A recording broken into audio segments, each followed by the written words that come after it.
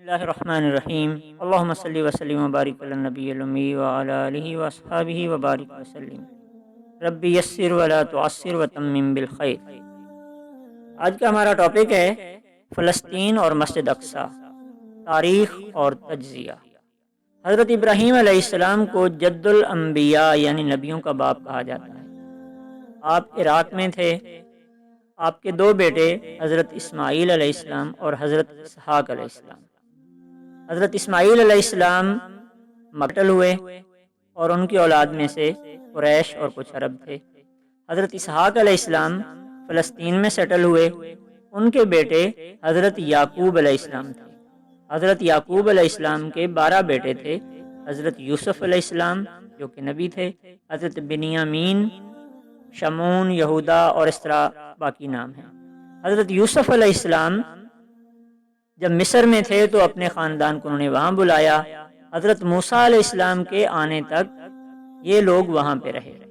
حضرت یعقوب علیہ السلام کا نام اسرائیل تھا، دوسرا نام یا ٹائٹل لقب اسرائیل تھا۔ بنی اسرائیل کا مطلب یعقوب علیہ السلام کی اولاد، آپ کے بیٹے۔ تو اس طرح بنی اسرائیل کا جو لقب پڑا یعقوب علیہ السلام کی وجہ سے، تو بنی اسرائیل حضرت موسیٰ علیہ السلام کے بعثت تک مصر میں تھے۔ پھر حضرت موسیٰ علیہ السلام کو اللہ تعالیٰ نے فرعون سے نجات عطا فرمائی، آپ بنی اسرائیل کو لے کر واپس آئے۔ فلسطین کے علاقے کو کنعان بھی کہا جاتا تھا۔ تو وہاں پر حضرت موسیٰ علیہ السلام اپنی قوم کے ساتھ جب واپس آئے تو اور ایک سخت قسم کی قوم کا وہاں پہ قبضہ تھا۔ موسیٰ علیہ السلام کی قوم یعنی بنی اسرائیل نے لڑنے سے انکار کر دیا۔ پھر تقریباً 40 سال تک بنی اسرائیل وہاں صحراؤں میں بھٹکتے رہے۔ پھر آخر کار اللہ تعالیٰ نے ان پر رحم فرمایا، ان کو ان کی زمین کا اقتدار بخشا اور بہت ساری نعمتیں عطا فرمائی، یہاں تک کہ اللہ تعالیٰ نے فرمایا کہ فضلنا علی العالمین، کہ ہم نے تمہیں عالمین پر فضیلت عطا فرمائی۔ تو ایک اچھا دور بنی اسرائیل کا رہا۔ پھر بنی اسرائیل نے حدود سے تجاوز کیا تو اللہ تعالیٰ کے عذاب نے ان کو آ لیا۔ مثلاً بنی اسرائیل نے حضرت شعیہ جو کہ ایک نبی تھے، حضرت شعیہ علیہ السلام کو شہید کیا، ارمیہ علیہ السلام کو قید میں ڈالا، اور اس طرح کی انہوں نے گناہ کبیرہ کیے جس پہ اللہ تعالیٰ نے ان پر تباہی کو مسلط کر دیا، جس کو قرآن نے پہلی تباہی کا نام دیا ہے پہلا عذاب۔ وہ پہلا عذاب کیا تھا؟ عراق کے ایک حکمران تھے بخت نصر، انہوں نے کنعان یعنی فلسطین پر حملہ کیا اور بنی اسرائیل کو تہس نہس کر کے رکھ دیا۔ اس کے بعد کافی عرصہ بنی اسرائیل در بدر رہے۔ پھر اللہ تعالیٰ نے ان پر رحم فرمایا، دوبارہ ان کو زمین کا اقتدار ملا۔ حضرت داؤد علیہ السلام جنہوں نے جالوت کو شکست دی، قوم کے لیڈر بنے، اللہ تعالیٰ نے انہیں نبوت سے نوازا۔ پھر ان کے بیٹے حضرت سلیمان علیہ السلام کو اللہ تعالیٰ نے بادشاہت عطا فرمائی، جن کی ہوا پر بھی حکومت تھی۔ یہ بنی اسرائیل کا گولڈن پیریڈ سمجھا جاتا ہے۔ سلیمان علیہ السلام نے ہیکل سلیمانی تعمیر کروایا، جس کا قرآن میں بھی ذکر ہے کہ جنہوں نے ایک عمارت بنائی۔ سلیمان علیہ السلام کے بعد ان کے 3 بیٹوں میں وہ سلطنت تقسیم ہوئی۔ پھر with the passage of time دوبارہ بنی اسرائیل پر برا وقت آیا، وہ بھی ان کی اپنی غلطیوں کی وجہ سے۔ بنی اسرائیل نے دوبارہ حدود سے تجاوز کیا، جیسے کہ انہوں نے حضرت زکریا علیہ السلام کو شہید کر دیا، حضرت عیسیٰ علیہ السلام کو سولی چڑھانا چاہا، مصلوب کرنا چاہا، اللہ تعالیٰ نے ان کو بچایا۔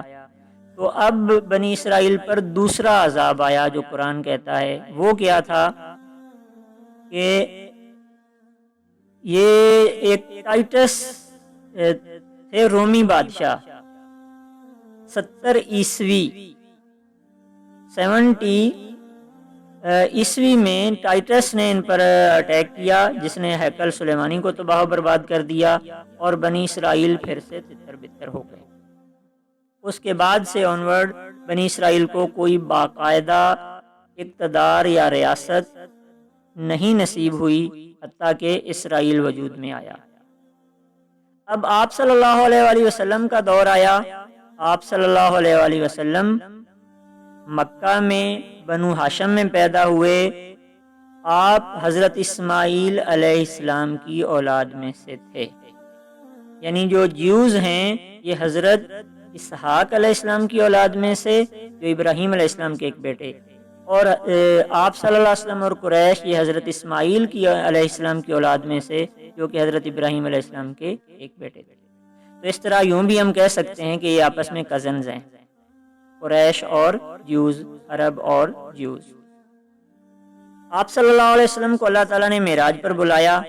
آپ صلی اللہ علیہ وسلم مسجد الحرام سے مسجد اقصی تشریف لے گئے، یعنی اللہ تعالیٰ ان کو لے کے گیا۔ وہاں آپ صلی اللہ علیہ وآلہ وسلم نے انبیاء کرام کی جماعت کروائی ایک مقام پر، اور پھر وہاں سے آسمانوں کی طرف گئے۔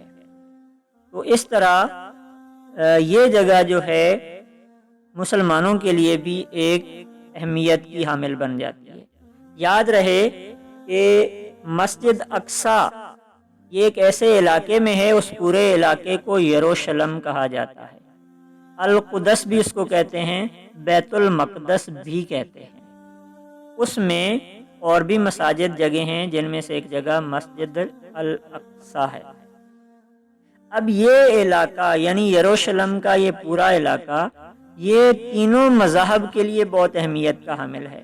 جیوز کے بارے میں آپ نے جان لیا کہ ان کے لیے کتنی اہمیت ہے۔ پھر وہاں پہ دیوار گریہ ہے جہاں پہ جیوز کھڑے ہو کے اپنی دعائیں مانگتے ہیں۔ دوسری اہمیت کرسچین یعنی عیسائیوں کے لیے ہے۔ حضرت عیسیٰ علیہ السلام اسی شہر میں پیدا ہوئے تھے، وہ مقام بھی وہاں پہ موجود ہے۔ حضرت زکریہ علیہ السلام جس جگہ عبادت کرتے تھے، حضرت مریم علیہ السلام پر جس جگہ اللہ تعالیٰ کی طرف سے خاص رزق نازل ہوتا تھا، وہ جگہیں بھی یروشلم یعنی بیت المقدس القدس میں موجود ہیں۔ تو اس طرح عیسائیوں کے لیے بھی یہ بہت متبرک مقدس شہر ہے۔ آپ صلی اللہ علیہ وآلہ وسلم نے جب وہاں جماعت کرائی، پھر جس مقام سے آپ آسمانوں کی طرف گئے، وہ مقام کی نشاندہی بھی وہاں موجود ہے، جماعت کی جگہ بھی وہاں موجود ہے۔ پھر وہاں پر قریب یا اسی جگہ پر مسلمانوں نے مسجد تعمیر کی۔ مسجد کے بارے میں یہ بھی کہا جاتا ہے کہ غالباً حضرت اسحاق علیہ السلام نے پہلی دفعہ وہاں مسجد تعمیر کی تھی۔ مسجد کا مطلب عبادت کرنے کے لیے ایک جگہ مقرر کی تھی، جو with the passage of time مقرر ہی رہی۔ حضرت عمر رضی اللہ عنہ کے زمانے میں مسلمانوں نے القدس کو فتح کیا، وہاں پر ان کا کنٹرول بن گیا۔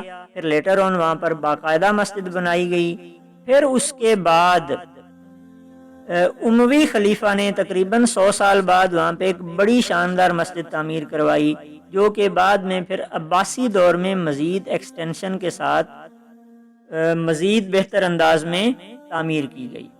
تو اس طرح مسجد اقصی جو ہے اس پر مسلمانوں کی توجہ زیادہ چلی گئی۔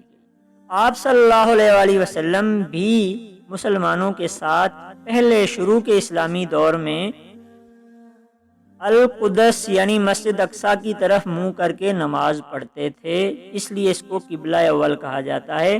پھر اللہ تعالیٰ نے قرآن کریم میں حکم دیا تو آپ نے موجودہ خانہ کعبہ کی طرف ڈائریکشن لے کے نماز پڑھنا شروع کر دی۔ اب with the passage of time یہ جو اقتدار مسلمانوں کا کمزور پڑا تو القدس عیسائیوں کے قبضے میں چلا گیا، لیکن یہودی دنیا میں کہیں سیٹل نہیں ہو سکے تھے، وہ در بدر ہی رہے۔ اب عیسائیوں کے قبضے میں رہا۔ پھر حضرت صلاح الدین ایوبی کے زمانے میں بہت ساری جنگوں میں ایک جنگ کے نتیجہ میں دوبارہ القدس مسلمانوں کے کنٹرول میں چلا گیا۔ صلاح الدین ایوبی نے وہاں پر لوگوں کی ویلفیئر اور ایک ریلیجیس ہارمنی قائم کی، لیکن القدس کا کنٹرول مسلمانوں کے پاس رہا۔ پھر اس کے بعد وقت گزرتا گیا، خلافت عثمانیہ کا دور آیا، القدس مسلمانوں کے پاس رہا، یہاں تک کہ برطانیہ نے آلموسٹ پوری دنیا پر حکومت کرنا شروع کر دی، اور اسی دور میں فلسطین اور یہ علاقہ برطانیہ کے کنٹرول میں چلا گیا، اور پھر خلافت عثمانیہ کا خاتمہ ہو گیا۔ اب 1917 میں 9 نومبر 1917 میں بالفور ڈکلیریشن کے تحت ایک زائنسٹ تنظیم کی موومنٹ کی وجہ سے ایک ڈکلیریشن آیا، بالفور ڈکلیریشن، جس کے تحت جیوز کے لیے فلسطین میں ایک ریاست کے قیام کی منظوری دی گئی۔ اور پھر آگے چل کر 14 مئی 1948 کو اسرائیل کا باقاعدہ وجود وہاں پہ بنا۔ شروع میں کچھ زمینیں وہاں فلسطینیوں سے یہودیوں نے خریدیں اور پھر بعد میں کچھ زمینوں پر قبضہ کیا اور اسرائیل کی ریاست معرض وجود میں آ گئی۔ اب عربوں نے اس کو عرب مسلمانوں نے قبول نہیں کیا۔ 1949 میں وار ہوئی، پھر 56 میں، 67 میں، 73 میں، اس کے بعد بھی کچھ وارز ہوئیں، تو موسٹلی وارز میں اسرائیل کا پلہ بھاری رہا اور اسرائیل مزید علاقوں پر قبضے کرتا گیا اور اسرائیل کی ایکسٹینشن ہوتی چلی گئی۔ نتیجتاً فلسطینی سکڑتے گئے اور اسرائیلی بڑھتے گئے۔ پھر مسجد اقصیٰ سے ریلیٹڈ ایک کام یہ ہوا، 21 اگست 1969 کو ایک آسٹریلوی یہودی ڈینس مائیکل رومان نے مسجد اقصیٰ کے ایک حصے کو آگ لگا دی، جس سے بہت سارا حصہ جلا اور مسلمانوں میں غم و غصہ کی لہر دوڑ گئی اور یہ ایشو بہت زیادہ پرومیننٹ ہوا۔ OIC وجود میں آئی اور مسلمانوں نے اس کے لیے کوششیں شروع کر دیں۔ اگرچہ مسجد اقصیٰ کو مسلمانوں کے ہی کنٹرول میں دے دیا گیا، مسلمان وہاں پر اب تک اپنی نمازیں ادا کرتے ہیں، باقی اپنے معاملات کرتے ہیں وہاں پر، لیکن اسرائیل کے وہاں ہونے کی وجہ سے ان کو اس طرح سے آزادی نہیں مل سکی۔ مین وائل اسرائیل کے خلاف وہاں پر تحریکیں اٹھیں، جن میں حماس ایک پرومیننٹ ہے۔ اسی طرح کامن مسلمان بھی، لبنان کی طرف سے حزب اللہ اور ادر بھی مسلم ممالک سے لوگ اسرائیل کے خلاف مزاحمت کرتے چلے آ رہے ہیں، اور اس وقت کرنٹلی ایک شدید مزاحمت کا اسرائیل کو سامنا کرنا پڑ رہا ہے۔ یہ سارے مسائل اس خطے میں ایک برننگ ایشو کے طور پر موجود ہیں۔ اب یہ علاقہ 3 مذاہب کے لیے مقدس ہے، اس لیے ایک بڑا کانفلکٹ یہاں پہ رہتا ہے۔ دیکھنا یہ ہے کہ اس کا سالوشن کیا ہو سکتا ہے۔ اب یہ ایک بڑا موضوع ہے، تاریخ میں بھی بہت ساری چیزیں ہیں، اس کو میں نے بہت شارٹلی سمری کے طور پہ آپ کے سامنے رکھا ہے۔ انشاءاللہ ہم اس کی تاریخی تفصیلات پر بھی مختلف ایپیسوڈز میں ویڈیوز بنائیں گے، اور سیاسی تناظر پر بھی، اور اس کے ممکنہ حل پہ بھی ویڈیوز بنائیں گے۔ آپ سے ہمیں یہ کہنا ہے ویورز اور ناظرین سے کہ آپ کے حساب سے اس مسئلے کا کیا حل ہے۔ پروپوزڈ سالوشن آپ کامنٹ میں لکھ کے بتا سکتے ہیں، تاکہ ہم آپ کے تجزیے کو بھی سامنے رکھیں اور نیکسٹ اپنا انالیسز یعنی تجزیہ بھی پیش کریں گے انشاءاللہ العزیز۔